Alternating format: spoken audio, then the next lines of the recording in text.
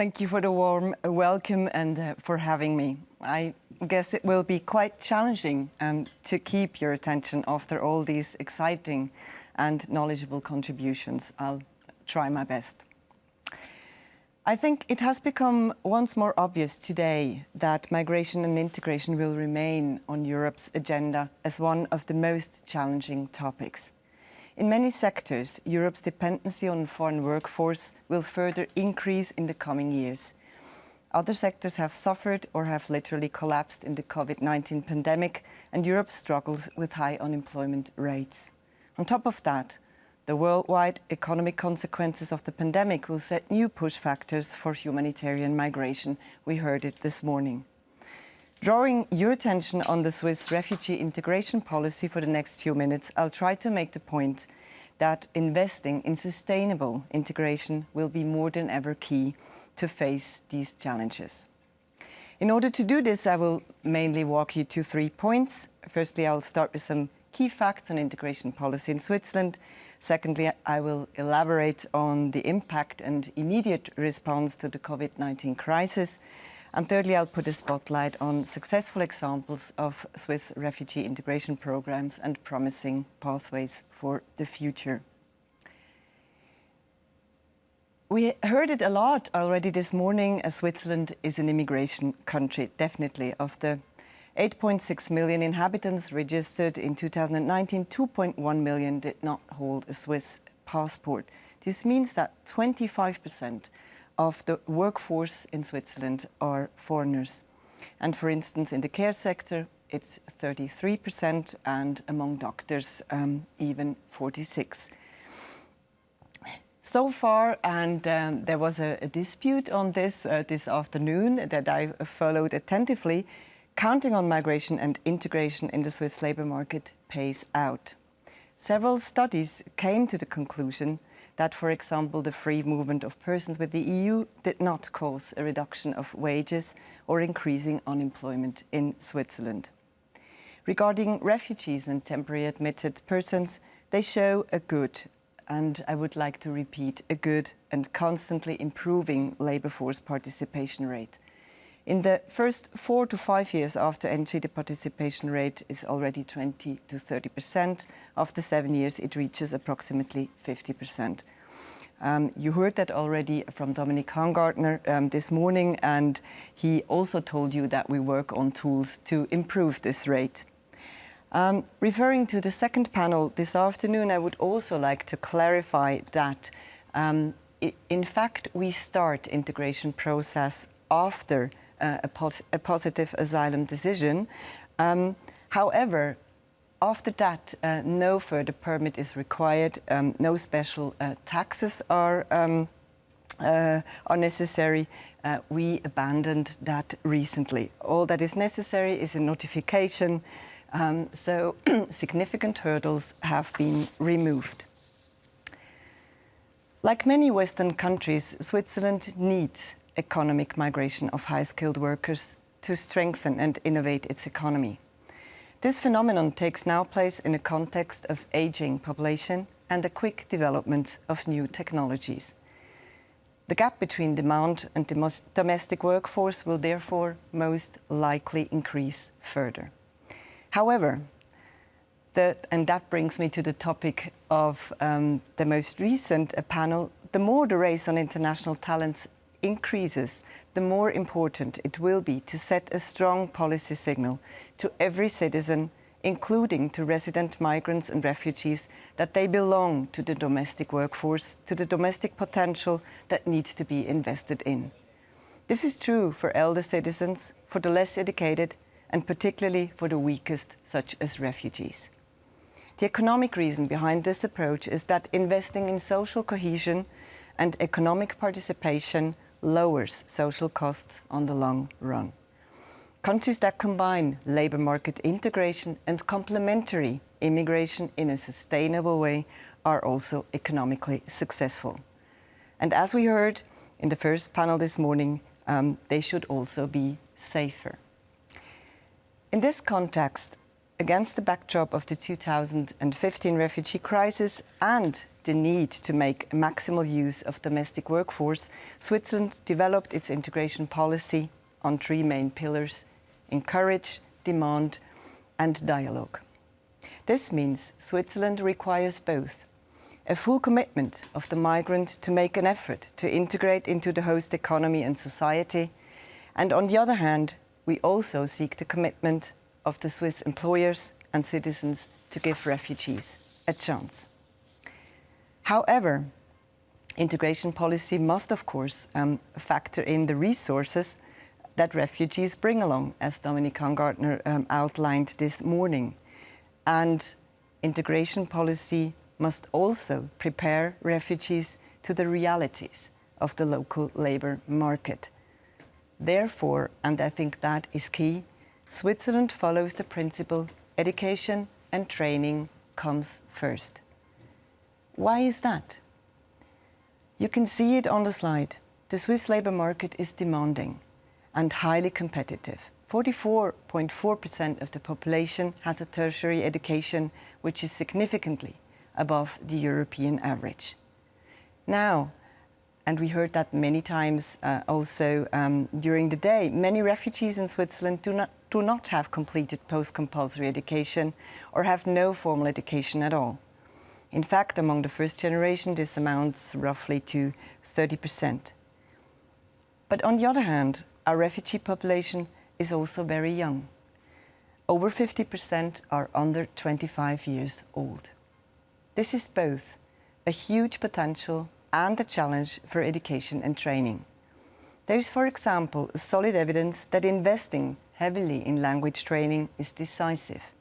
A study by Hangartner and Schmidt shows that refugees who speak the local language are twice as likely to gain a foothold in the labour market after 5 years. Having said that, what matters in Swiss integration policy is a sustainable labour market integration, one that goes on for many years and is not only short-term. To activate this potential and to meet these challenges, we have put in place several policy programs. While the cantonal integration programs cover all migrants, including European and other labour migrants who voluntarily call for support to integrate in Switzerland, the Integration Agenda Switzerland is compulsory and includes all refugees and temporary admitted persons in Switzerland, so those who have a positive decision. In this programme, each refugee receives individual support based on a personal skills assessment and the setting of specific goals. Each refugee has a job coach who supports and challenges him in the entire process. After 5 years, at least 2/3 of the younger refugees shall start vocational training. In order to achieve this, Swiss national and cantonal governments tripled the amount of her per capita integration lump sum from 6,000 to 18,000 francs, which actually sums up to 132 million francs per year. I believe that the cantonal integration programs and the integration agenda are effective tools to encourage and train individual migrants. Estimates underpin a significant return on investment. According to calculations made by the Confederation and the cantons, the cumulative social assistance costs per annual refugee cohort will amount to roughly 1.2 billion francs in the future. With the additional measures of the integration agenda, this cost is reduced to roughly 800 million francs. You can easily do the math yourself. The integration agenda sets goals that must be met by the cantons. Along with the programme, we are introducing a monitoring that will show how labour market participation, vocational training, income levels and the dependency on social welfare among refugees is changing over time. This monitoring will be supplemented with a programme of in-depth studies. This will help us to further improve the existing programmes by anchoring our policies on facts and evidence. Now, what is the impact of COVID-19 on integration policy and what are the immediate responses? I guess it's still far too early to pin down what the long-term impact of the COVID-19 crisis on the success of integration policies will be. However, two short-term observations may be important here.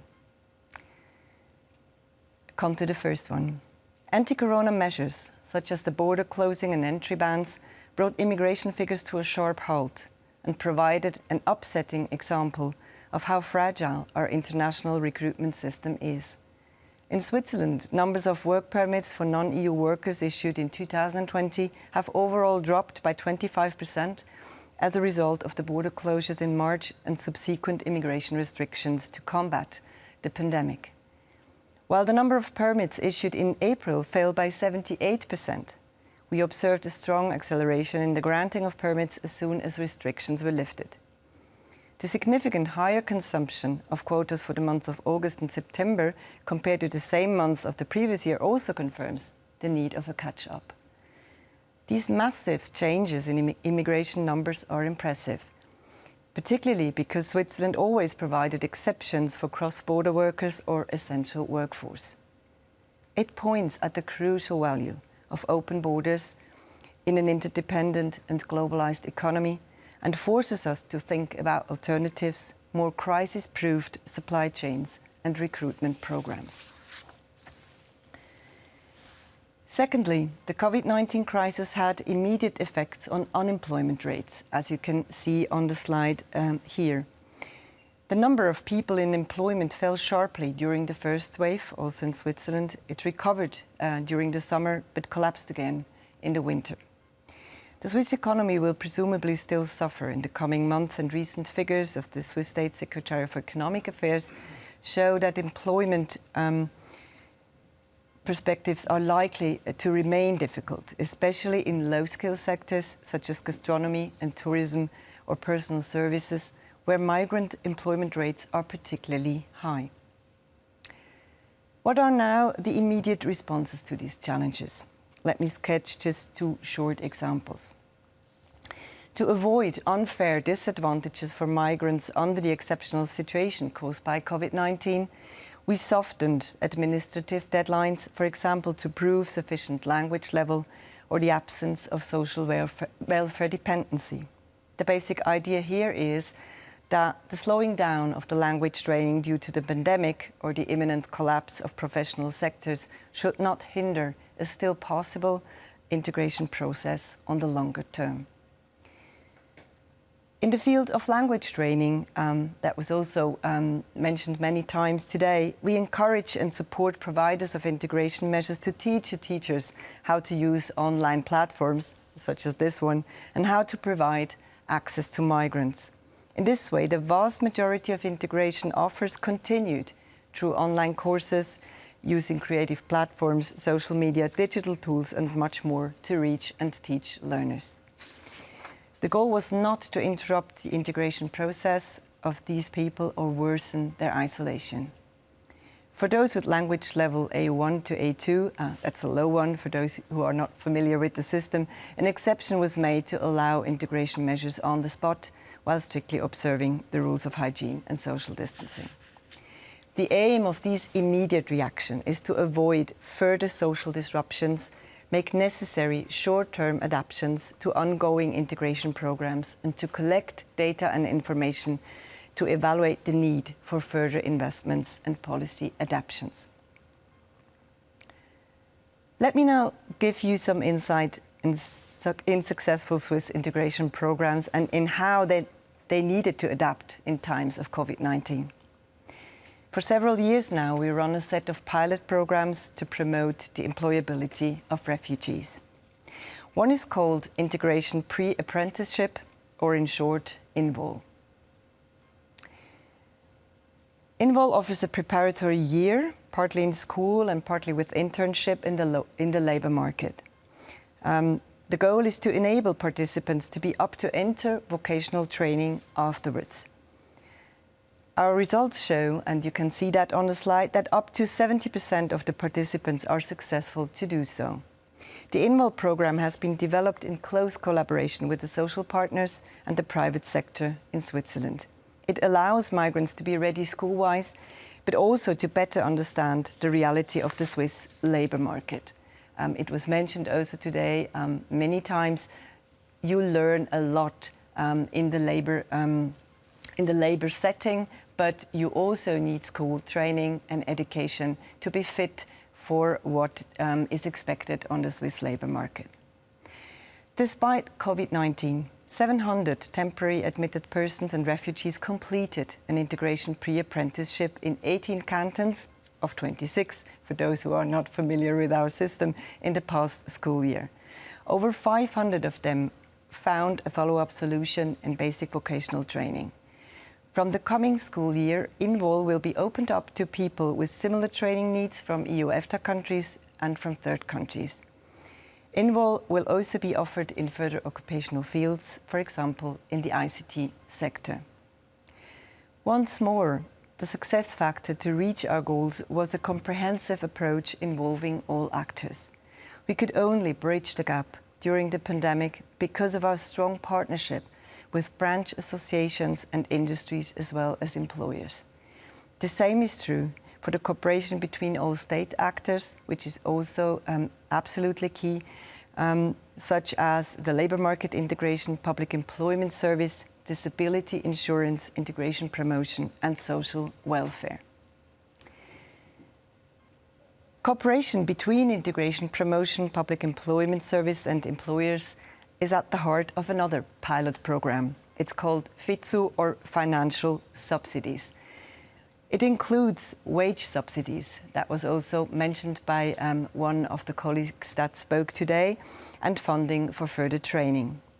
We launch it in this very moment in January 21. With this program, we want to convince employers to hire people from the asylum sector on a long-term basis. Planned over 3 years, it aims to integrate sustainably 900 refugees in the labour market. 14 cantons will participate in this year's pilot program, 15 during the next year. Our main objective is to integrate on the long run. I cannot repeat it more often. That means that we have to think more carefully about which occupational fields will offer refugee prospects for sustainable integration. The pandemic definitely accelerates the ongoing technological shift, and in times of social distancing and closed borders, the new possibilities offered by digitalization are promising and mostly welcome. Therefore, integration strategies and programs will need to look out for new partners. There is in fact substantial job growth in areas such as digital economy or the so-called green economy and technology, but also in the health sector. The professional integration of refugees must take advantage of these changes and create opportunities in growth sectors. The issue with these fields, however, is that they are on average more demanding when it comes to qualifications. Creating access to these high qualifying jobs for our target group is a challenging but promising task. I would like to draw your attention to an innovative program in the ICT sector that has been recognized internationally for its excellence.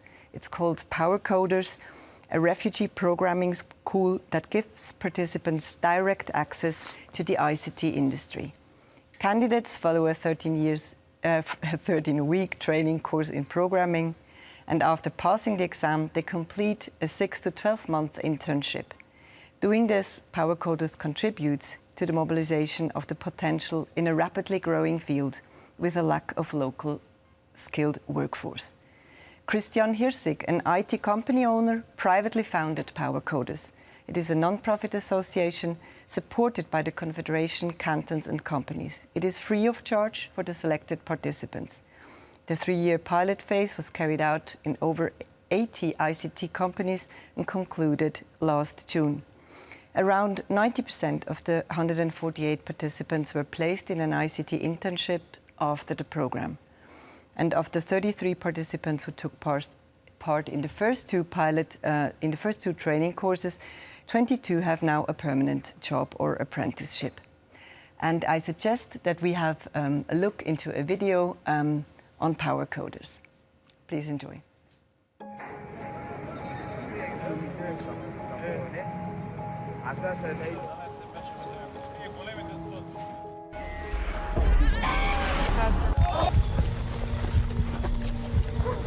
Polis.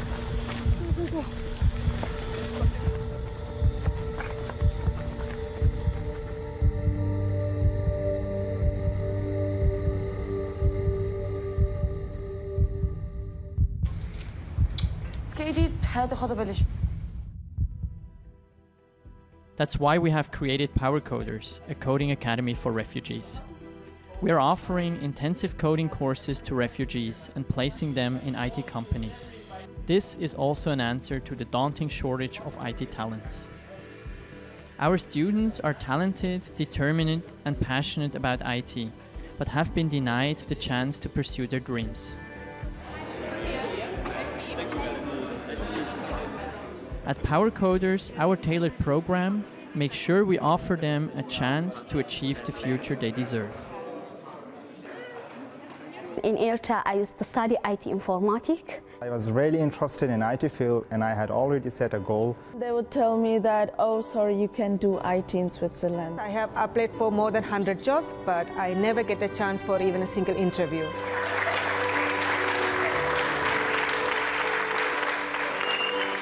I end up joining the Power Coders. I'm so happy to come back to where I belong, to my IT career. So I'm going to start my internship as a web developer, so nothing is impossible. Help us keep empowering lives and join the Power Coders family now.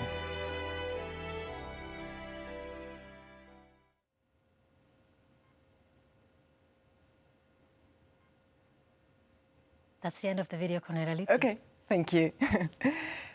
These examples show that in times of pandemic and economic downturn, further investments in integration is more important than ever and more challenging at the same time, because it means to adapt to the disruptions in the labour market and to invest even more in the upskilling of migrants.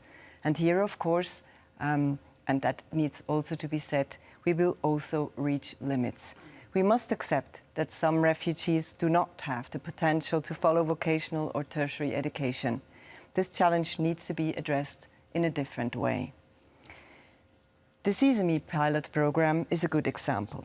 It takes advantage of another contextual change, the inversion of the age pyramid. Sesame aims to train refugees in the care sector, a sector that has relied for many years on foreign workforce. The project includes measures to support migrant women particularly, and refugees in successfully completing the Red Cross nursing assistant course, with the aim to integrate durably in a job. Almost 90% of the participants found a job afterwards. After the pilot phase, co-financed by the SEM, the training program for care assistants was taken over by the Red Cross. The program has also been able to adapt to the pandemic, in particular with the use of digital tools and platforms. That brings me to my takeaway lessons and the short outlook. Switzerland's overall concern is to make a maximum use of its domestic workforce and potential. And refugees clearly belong to this workforce and to this potential. An effective integration policy has to factor in the reality of the local labour market. In a highly skilled labour market like Switzerland, this means to invest heavily in language training and education to give people long-term job perspectives while meeting the economy's need for skilled workers. Refugees and other vulnerable and poorly trained migrants represent a major challenge in this respect. Nonetheless, education and training is a priority for this target group as well. For those who cannot keep up with our labour market, social integration and a gradual, low-threshold access to work must be the target. Wage subsidies can build an important bridge here. We must understand and handle continuous and disruptive changes in the labour market and create opportunities for refugees in growth sectors, while taking into account the potential and the limits of each individual. The COVID-19 crisis and its effects calls for even stronger investments in integration policies and makes them more challenging at the same time. Countries who find effective ways to integrate refugees and other vulnerable migrants into the digital, the green economy and the health sector will do probably the right thing. Successful integration policy builds on data-based evidence, impact evaluation and monitoring. As the human and the economic return on investment often comes with a substantial time lag, long-term perspectives and keeping a steady course in periods of crisis are key. From that point of view, the Swiss cantonal integration programs and the integration agenda are successful but heavy tankers on a long journey. They need to accompany the challenge and the pioneering of smaller, agile boats reaching out for new ideas and new partners. Pilot programs and private initiatives can take this role. On the backdrop of the COVID-19 crisis and its challenges, we might need more private investors, foundations or other private actors mobilizing seed capital for integration projects, e.g. to foster entrepreneurship of refugees. We might also need to understand better what the needs of the heavily shaken traditional integration sectors, such as gastronomy are, and how migration flows react to the crisis. From this angle, we might have to think about how to bring in more participation and more impulses from outside the system. This is why opportunities such as Avenir Suisse is giving us today are so important. Thank you again for the chance to share, and I now hand back over to the moderator.